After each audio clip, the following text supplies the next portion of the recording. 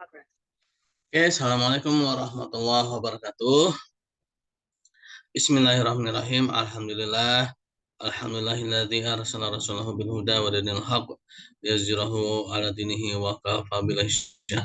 Asyhadu alla ilaha illallah wa asyhadu anna Muhammadar rasulullah nabiyya ba'du. Rabbi shrah li sadri wa yassir li amri wahlul 'uqdatam min lisani yafqahu qawli. Allahumma shalli ala sayyidina Muhammad wa ala sayyidina Muhammad. Baiklah, teman-teman, kita lanjut lagi ya mengenai Sirah Nabawiyah, yaitu sifat-sifat Nabi Muhammad SAW ya. Nah, beliau adalah Nabi yang terakhir yang Allah Subhanahu Wa Taala utus ya kepada umat manusia, yang dimana risalahnya ini untuk seluruh umat manusia. Berbeda dengan nabi-nabi sebelumnya yang memang diutus hanya untuk kaum tertentu ya, hanya untuk umat-umat tertentu. Melainkan Nabi Muhammad SAW ini diutus untuk seluruhnya, ya, seluruh umat manusia, dan bahkan bangsa jin pun juga menjadi bagian dari umat beliau, ya. Banyak sekali kisah-kisahnya ya yang nanti mungkin insya Allah akan saya ceritakan ya, bagaimana ketika Rasulullah SAW ya, ketika beliau ditolak dakwahnya di Taif ya oleh Bani Sakif. Ketika itu beliau diperlakukan kasar ya oleh para penduduk Taif ya, yang mana beliau sampai berdarah-darah ya. Bahkan salah satu kisah menyebutkan saking berdarahnya itu ya, sendal atau alas kaki beliau itu sampai becek karena darah beliau gitu ya. Hal ini membuat malaikat menjaga gunung Taif marah ya, dan menawarkan diri menimbun menimbun bangsa Taif itu ya, Bani Sakif itu dengan gunung ya. Nah, tapi Rasulullah SAW menolak, dan beliau malah justru mendoakan agar para keturunan dari Bani Sakif ini adalah orang-orang yang taat beribadah pada Allah Subhanahu wa taala ya.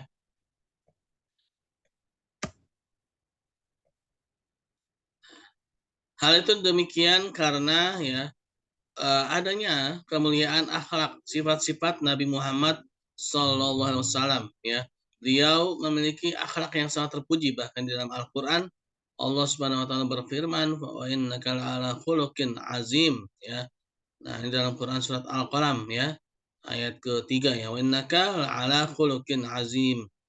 Nah, dan sesungguhnya ya pada diri beliau itu terdapat akhlak yang azim ya. Azim itu sesuatu yang mulia, yang luar biasa ya, yang kemuliaannya itu sangat-sangat tinggi ya. Dan bahkan azim ini salah satu sifat Allah Subhanahu wa taala ya, yaitu kemuliaannya yang tidak dapat ditandingi.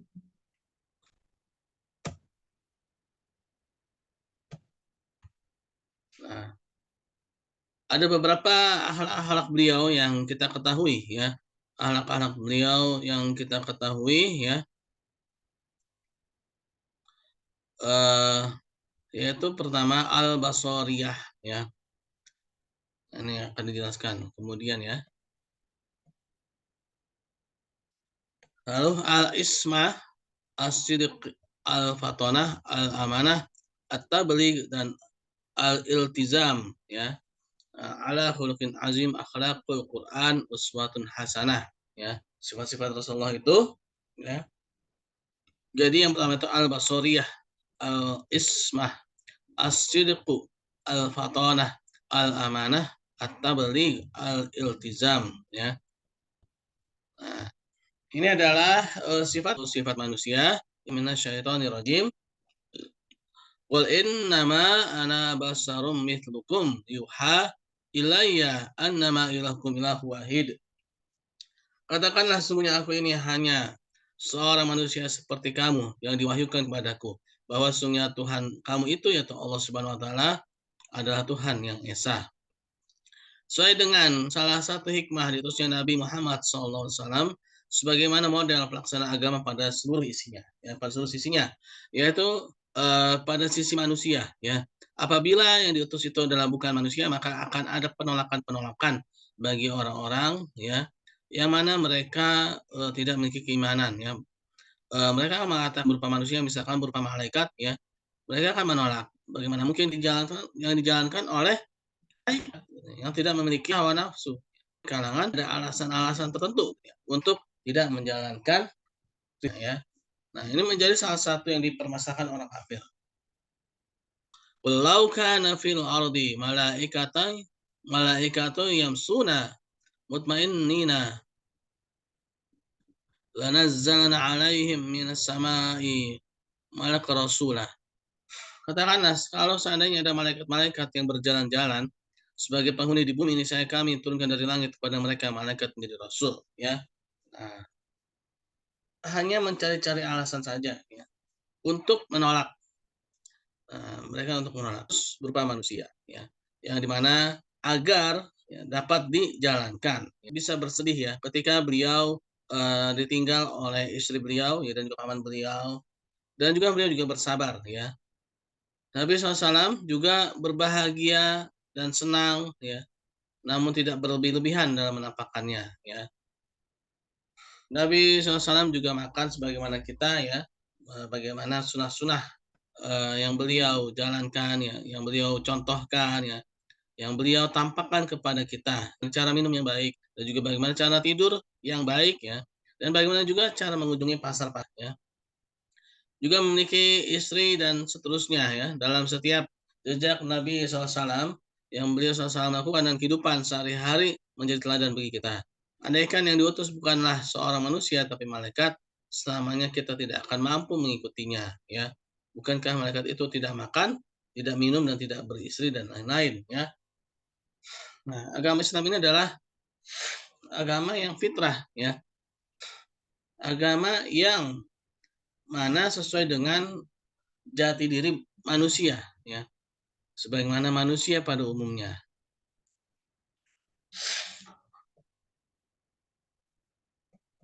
Nah, lalu Rasulullah SAW ini al-ismah ya, maksum ya, yaitu terpelihara dari dosa. Maksudnya beliau itu tidak apa namanya, memiliki dosa ya.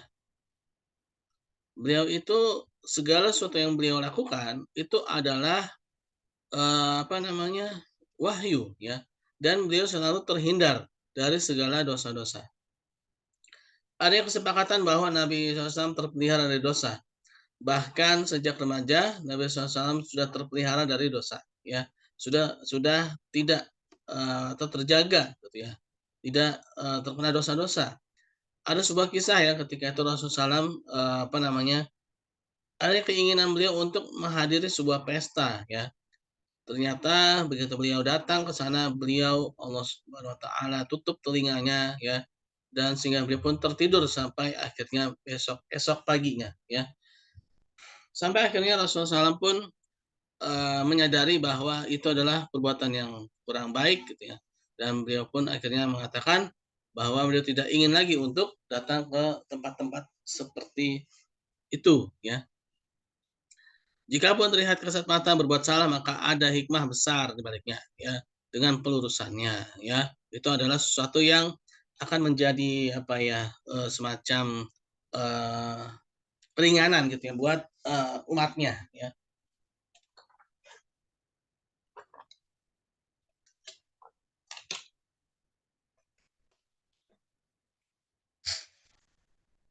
Dalam Al-Qur'an Allah Subhanahu wa taala berfirman, "A'udzubillahi minasyaitonirrajim. Ya ayuhan nabiyyu lima tuharrimu ma halallahu laka tabtaghi maradat azwajik wallahu ghafurur rahim." Ya. Hai Nabi, mengapa kamu mengharapkan apa yang Allah Subhanahu wa taala menghalalkannya bagimu? Kamu mencari kesenangan hati-hati istri-istrimu dan Allah Maha Pengampun lagi Maha Penyayang ya. Nah, di sini Allah Subhanahu wa taala langsung meluruskan, langsung menegur ya ketika beliau melakukan sebuah kesalahan ya. Urusan tersebut menunjukkan adanya penjagaan Allah Subhanahu wa taala ya. Beliau memiliki sifat benar, as-sidqu ya. Beliau tidak pernah berbohong ya, tidak pernah berdusta walaupun saat bercanda ya. Nah, itu ada kisahnya itu ya bagaimana ketika itu beliau apa namanya, ceritanya itu ada seorang nenek-nenek ya. Nah, nenek-nenek itu di apa namanya, digoda oleh iblis ya. Nenek-nenek itu dia seorang ahli ibadah, tapi dia digoda oleh iblis dan mengatakan bahwa dia tidak masuk surga, ya. Akhirnya si nenek itu pun mendatangi Rasulullah SAW ya dan mengadukan hal tersebut, gitu ya. Dan Rasulullah SAW mengatakan, ya memang benar ya bahwa manusia ketika di surga nanti itu memang tidak ada nenek-nenek, semuanya muda semua, gitu ya. Artinya si nenek itu akan menjadi muda kembali, ya. Nah, canda beliau itu memang di surga itu tidak ada nenek-nenek, gitu ya. Karena dia akan menjadi muda kembali, ya. Bahkan sejak sebelum bi'tsah dikenal sebagai shodiqul amin, itu orang yang terpercaya ya. Setiap barang ya yang mana para penduduk Mekah ingin melakukan perjalanan jarak jauh ya, selalu menitipkan barang-barang tersebut kepada Rasulullah SAW ya. Selalu dititipkan kepada beliau ya.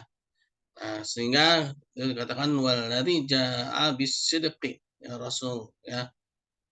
Wa saddaqa bih ya para sahabat. Bangsa Quraisy pun mengakui ya saat dakwah di Bukit Safa, mengakui bahwa beliau ini tidak pernah berbohong ya ketika beliau mengatakan seandainya ada pasukan di balik bukit ini apakah kalian percaya? Ya. Beliau orang-orang kafir Quraisy pun mengakui percaya ya. Nah,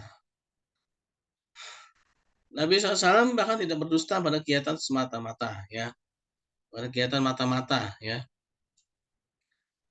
Nah, bahkan tidak berdusta dalam kepentingan mata ya, bahkan tidak apa namanya kalau kita kan kadang-kadang suka berbohong gitu ya kalau kita ya dengan kedipan mata ya maksudnya ngerjain seseorang gitu ya.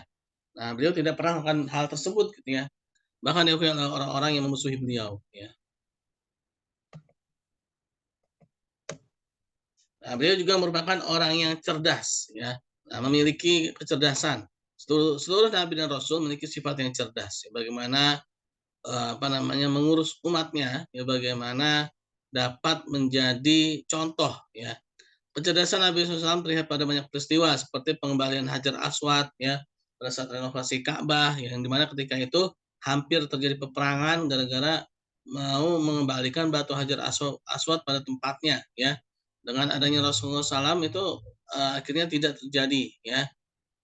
Lalu mulai dakwah di Mekah dengan Syriah yaitu orang-orang tertentu yaitu kalangan keluarganya terlebih dahulu lalu meluas ya sampai akhirnya ke seluruh penjuru dunia ya pada saat ini. Membuka peluang bagi sahabat ya SAW hijrah ke Habasyah. Nah, ini untuk mengamankan akidah ya para sahabat radhiyallahu anhum ya yang mana mereka memiliki keimanan yang kurang kuat ya dan juga perekonomian yang juga kurang kuat ya maka Rasulullah SAW membawa mereka ya menyuruh mereka untuk hijrah ke Habasyah. Lalu pengaturan strategi Nabi SAW saat hijrah ke Madinah ya. Nah, ini di luar dari dugaan musuh ya. Walaupun yang berdampak pada jarak hijrahnya itu lebih jauh daripada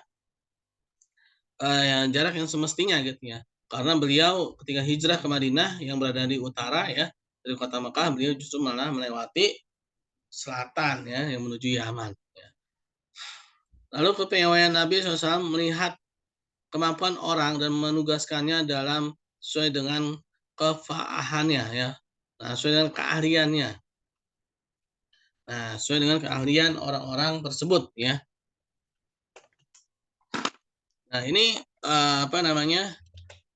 bagaimana beliau itu mengenal ya para sahabat itu secara mendalam sehingga para sahabat itu bisa menjalankan perintah sesuai dengan keahlian mereka ya. Nah, sesuai dengan kemampuan mereka sehingga para sahabat itu tidak memiliki beban gitu dalam menjalankannya karena memang itu passion mereka ya. Lalu kemampuan Nabi SAW memimpin para sahabat radhiyallahu anhum yang terkenal cerdas seperti Abu Bakar, Umar, Utsman, Ali dan lain-lainnya ya. Orang-orang pilihan ini ya. Mereka ini adalah orang-orang cerdas ya. Lalu amanah ya. Nabi SAW dikenal dengan Al-Amin sejak sebelum beliau diutus menjadi Nabi dan Rasul ya. Beliau dikatakan sebagai orang yang terpercaya tadi ya.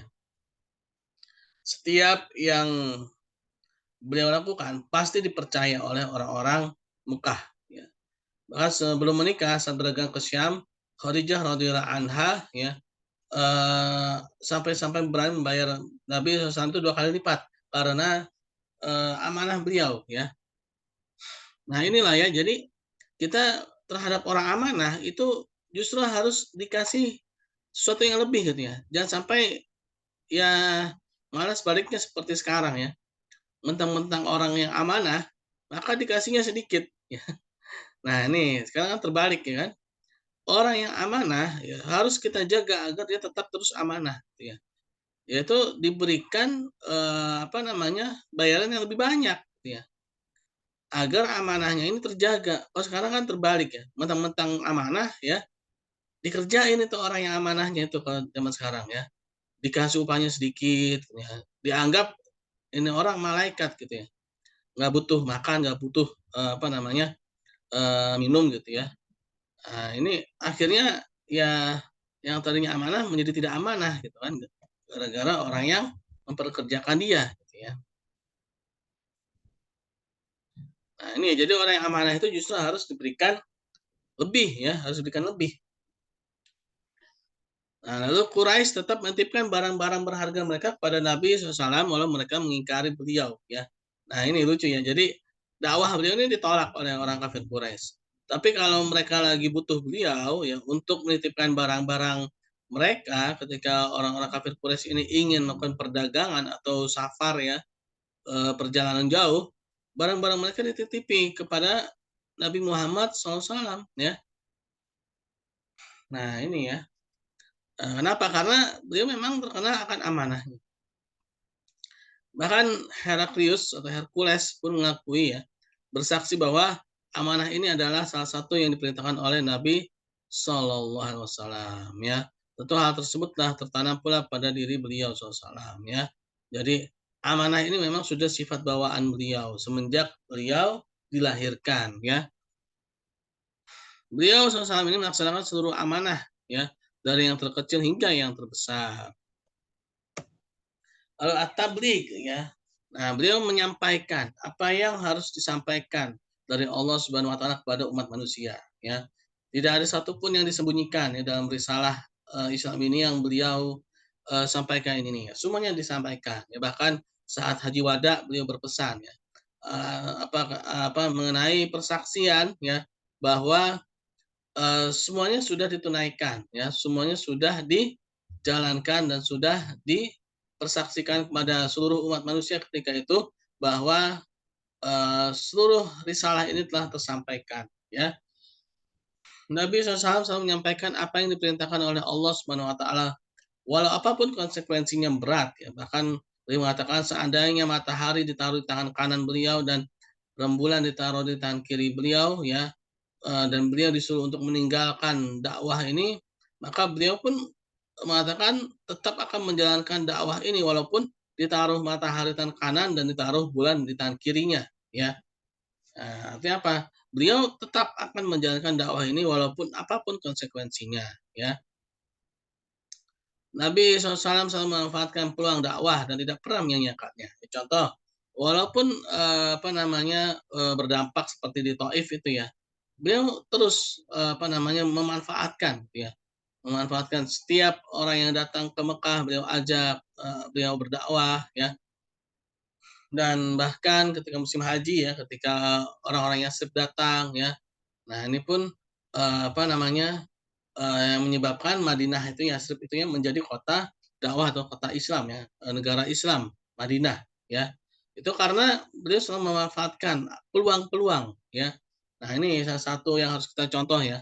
Jadi apapun apa namanya tuh yang terjadi gitu ya. Kalau ada peluang manfaatkan ya, nanti hasil itu biar Allah Subhanahu wa taala yang menentukan ya. Nabi SAW menyampaikan seluruh ayat yang diturunkan Allah Subhanahu wa taala walaupun berisikan teguran kepada beliau. Contohnya Quran surat Abasa itu ya. Ketika itu Abdullah bin Umi Maktum ya ingin sekali belajar Islam. Tapi ketika itu Rasulullah SAW ingin bertemu dengan para pembesar-pembesar Quraisy ya. Nah, sehingga Abdullah bin Umi Maktum ini ya, beliau ini orang yang buta ya. Abdullah bin Umi Maktum ini orang yang buta ya. Ini terus mendesak beliau gitu kan, ingin belajar tentang Islam. Tapi beliau ketika itu bermuka masam ya. Akhirnya turunlah ayat ya, yang mengatakan ya tentang kondisi tersebut, dan Nabi SAW sampaikan ya kepada Abdullah bin Umi Maktum ya. Walaupun seandainya tidak disampaikan ya, Abdullah bin Umi Maktum ini nggak tahu kan, beliau ini kan orang buta gitu, tapi beliau tetap sampaikan, dan beliau pun minta maaf pada Abdullah bin Umi Maktum ya, bahwa beliau telah berbuka masam gitu kan. Nah, inilah ya apa namanya, beliau tetap menyampaikan apapun yang diturunkan.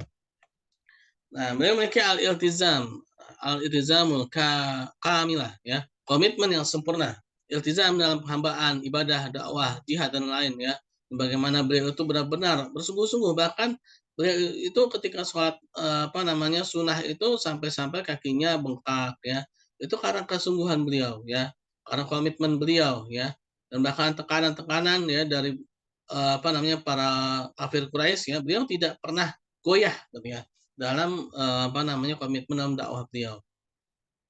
Begitu pula godaan dunia dan tawaran manis kafir Quraisy ketika itu beliau ditawari untuk menjadi raja ya. Tapi dengan syarat ya untuk meninggalkan dakwah. Nah, ini beliau tapi tetap menjalankan dakwah dan menolak ya, dan beliau menolak. Rasulullah SAW mengatakan bahwa wahai paman, demi Allah, andai mereka meletakkan matahari di tangan kananku dan bulan di tangan kiriku agar aku meninggalkan dakwah ini, maka aku tidak akan meninggalkan dakwah tersebut ya. Hingga Allah akan memenangkannya atau aku binasa dalam perkara ini. Ya, dalam kitab Sirah Ibnu Hisham ya. Nah, dakwah dan iltizam ya. Mengikuti dakwah Rasulullah SAW memerlukan iltizam, komitmen agar gerak dakwah dapat terus maju ya. Tapi karena jalan dakwah itulah jalan yang panjang ya, dan sedikit orang yang mau mengembannya dan banyak cobaannya. Maka tidak sedikit yang berguguran di jalan dakwah ya. Di dalam Quran surat Ali Imran ya, Allah Subhanahu wa taala berfirman ya, Ali Imran ayat ke-3 ya.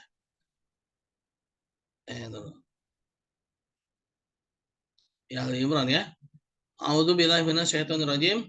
Rabbana la tuzigh qulubana ba'da idh hadaitana wa hab lana min ladunka rahmah innaka antal wahhab. Ya Tuhan kami, janganlah Engkau jadikan hati kami condong kepada kesesatan. Sudah Engkau beri petunjuk pada kami, dan karunikanlah kepada kami rahmat dari sisi Engkau, karena sungguhnya Engkaulah Maha Pemberi karunia ya. Nah, ini juga sifat beliau memiliki akhlak yang agung dalam Al-Qur'an surat Al-Qalam ya, surat Nun ya, ayat keempat ya. La'ala khuluqin azim ya. Adanya khuluq, akhlak yang azim. Yang azim itu sesuatu yang luar biasa ya, yang agung ya, yang baik, mulia ya.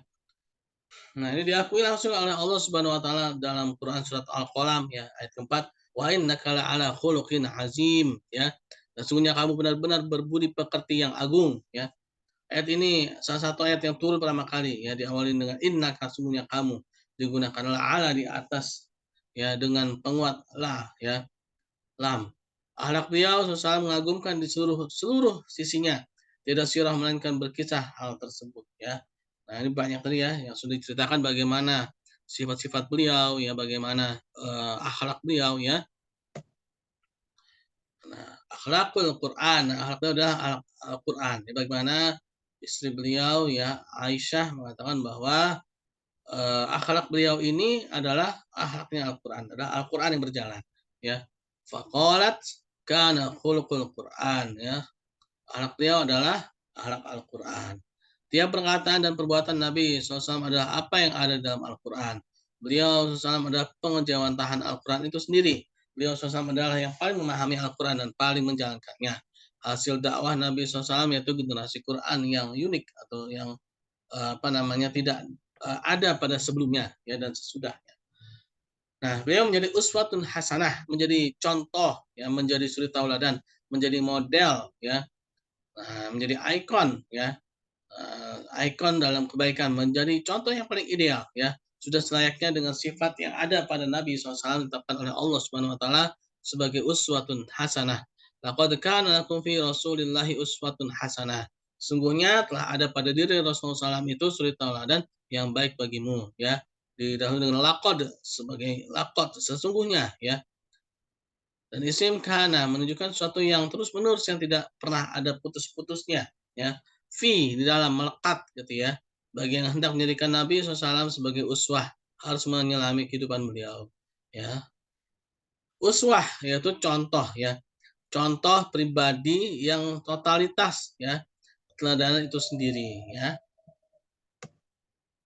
Rasul salam ya yaitu sebagai contoh.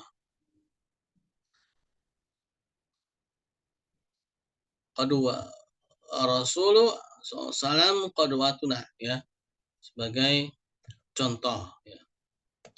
Oke, teman-teman, insya Allah ya ini baru sedikit ya. Nanti kita lanjut lagi. Terima kasih atas perhatiannya. Kita tutup dengan berdoa. Subhanakallahumma bihamdi, subhanakallahumma bihamdika, asyhadu an la ilaha illa anta, astaghfiruka wa atubu ilaik. Assalamualaikum warahmatullahi wabarakatuh.